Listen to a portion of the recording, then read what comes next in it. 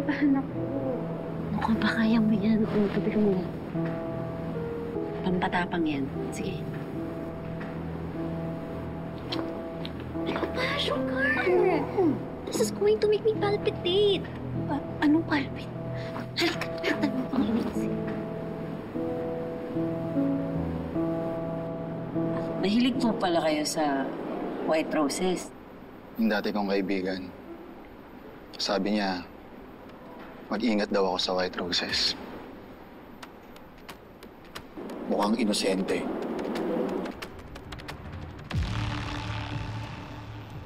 Pero pag hinawakan mo, matinik. Nakakasakit.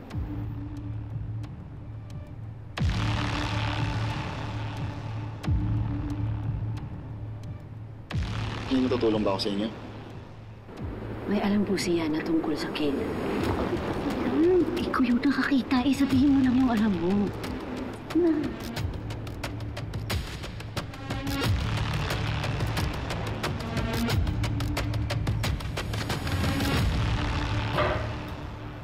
Kuya, saan pa?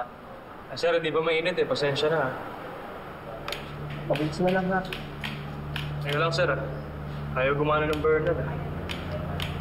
Ano po, meron? Baka magawa ko pa yan, ha? Ay na nga. Yung Eman? Yung trainee? Siya yung huling humawak ng incense holder? But how is that possible? Trainee siya, hindi staff o utility sa gym. Exactly nga, Inspector. Kaya nga he's so suspicious. It's not even his job, pero ginagawa pa rin po niya.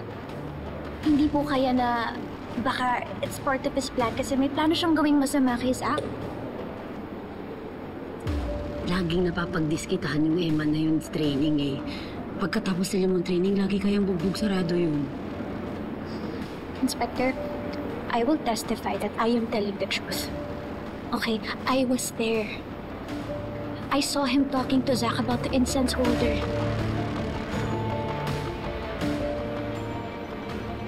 May kopya kami ng CCTV ng buong gym. Ipapa-verify ko sa partner ko kung yung Eman nga, yung huling humawak ng incense holder ng biktima.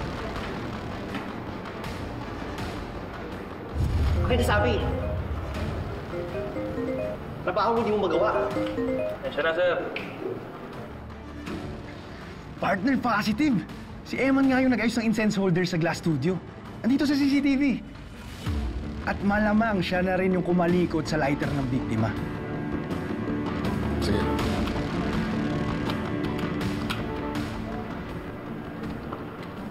Ako na pag-anak ko.